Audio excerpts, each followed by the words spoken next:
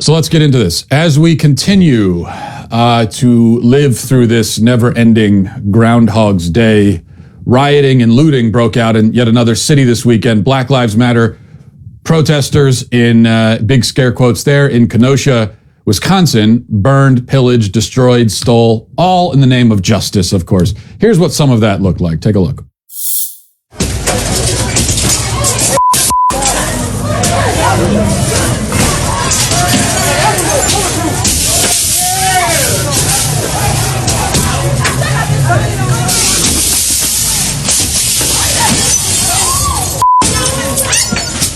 Rioters also burned an entire car dealership, so you can take a look at the footage there.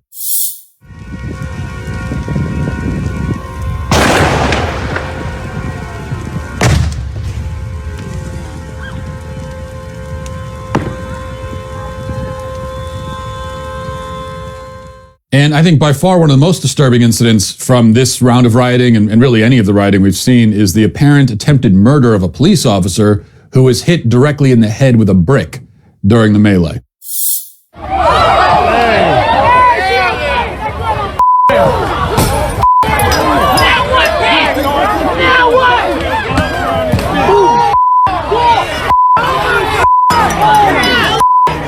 What happened? Oh, he just got bricked. He just got bricked. Yeah, he got bricked. He just got bricked. Now, the rationalization, the excuse being offered for this latest round of rioting and chaos is the police shooting of a man named Jacob Blake on Sunday. At this point, not much is known about the circumstances surrounding the shooting, but we'll show you now the video that has gone viral and prompted, allegedly, all of this widespread rioting.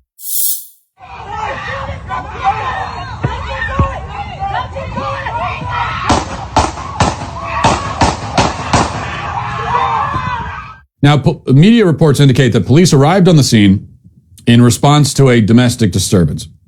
They tried to arrest Blake, who resisted even after a taser was used on him.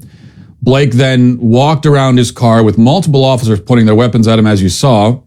Then he opened his door and reached inside, and he was shot 7 times at that point. He's currently alive, though in critical condition.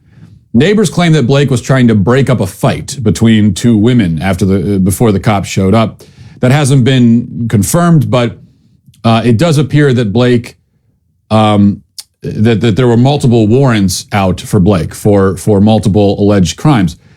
Were cops arresting him because of his involvement in the disturbance or because of the warrants that were out for him, or both? Who knows? Apparently, Blake has had other violent run-ins with police as well, including an incident in 2015 when he had to be subdued by a canine unit after pulling a gun at a bar. Now, it's not clear, again, whether police on the scene on Sunday knew about his violent history or his warrants or anything else. What we're left with, for now, is a man who chose not to comply with lawful orders, instead opened his car door and leaned inside even as police guns were pointed at him at point-blank range. As always, the dearth of evidence and context has not stopped the media, protesters, politicians from leaping to drastic and firm conclusions. The governor of Wisconsin, Tony Evers, has already tied the case to racism and essentially accused the officers of carrying out a racist hit on an innocent man. Evers tweeted in part, "Tonight, Jacob Blake was shot in the back multiple times in broad daylight in Kenosha, Wisconsin. Kathy and I joined his family, friends, and neighbors in hoping earnestly that he will not succumb to his injuries.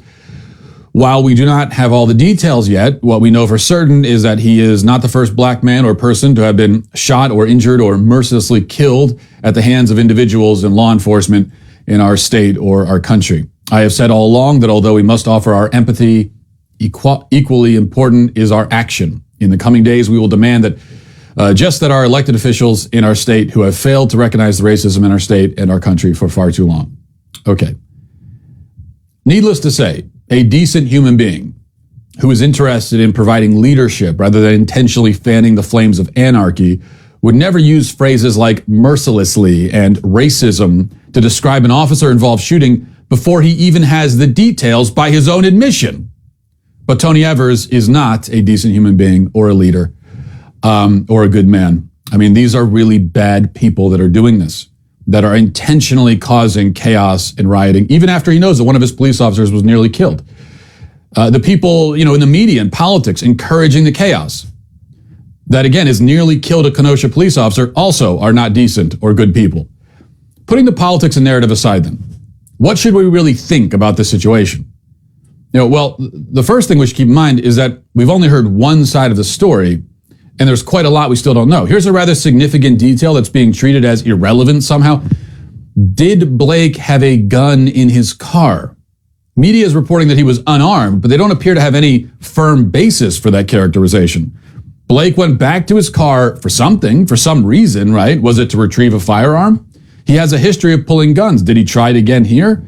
If he did, then case closed. No honest person could possibly claim that a police shooting is unjustified when the suspect is reaching for a gun to use against the officers. But what if there was no gun? Then we're back to the original question. Why was Blake going to his car and reaching inside? Could there be any plausible or even imaginable innocent reason to resist arrest, walk to your car as police point their guns at you and tell you to stop, and then open your door and reach inside? Is there a version of this story where Blake's actions are justified or innocuous? I can't see what that version would be.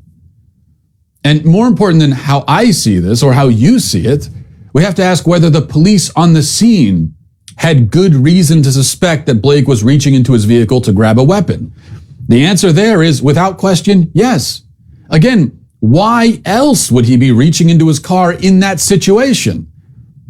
If you can scarcely come up with an innocent reason as you sit pondering it on your couch out of harm's way, how can we expect the officers to imagine an innocent reason while they're in the thick of it? And even if they could imagine an innocent reason, are they expected to assume that his actions are innocent and stake their own lives on that gamble? Anyone who doesn't understand why police would want to prevent you from reaching into your car during an arrest need only watch this dash cam video from a highway stop in Pennsylvania for clarification on the matter. And just a warning, it's very graphic here, but I think this is important because it's additional context for the way police are looking at this. Look at this. Okay, sir. You were going 87 miles an hour. All those costs are associated with the traffic citation, okay? Okay, are you okay? All right. I mean, it's... Okay. Do me a favor. Come over here. Don't place your hands behind your back. What? Hey, place your hands...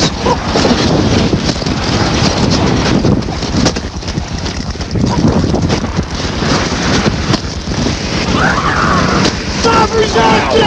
I got him. Keep the taser on. Stop resisting!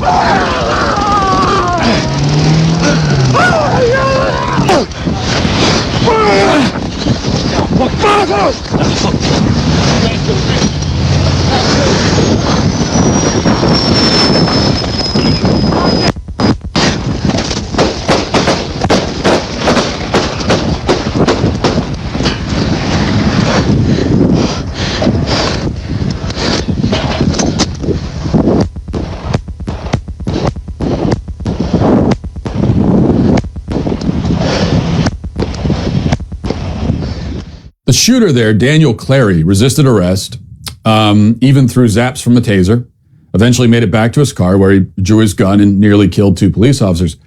The Clary arrest and the Blake arrest are eerily similar in many respects, except that in one case, it's the cops getting shot. In the other, it's the suspect. One excuse I've heard offered for Blake is that he was going back to his car because he wanted to get inside and drive away. Well, I would note that driving away while there's a warrant for your arrest and cops are attempting to detain you is not a legal option. Driving away in that case would be far from innocent. Also, the family's lawyer, Benjamin Crump, who manages to involve himself in every high-profile police shooting in the country, says that Blake's kids were in the car. Now, this is supposed to make Blake more sympathetic, but it does the opposite. Why was Blake bringing the officers back to his car where his kids are sitting? He knew they had their guns out. Why would he want to put his own children in harm's way?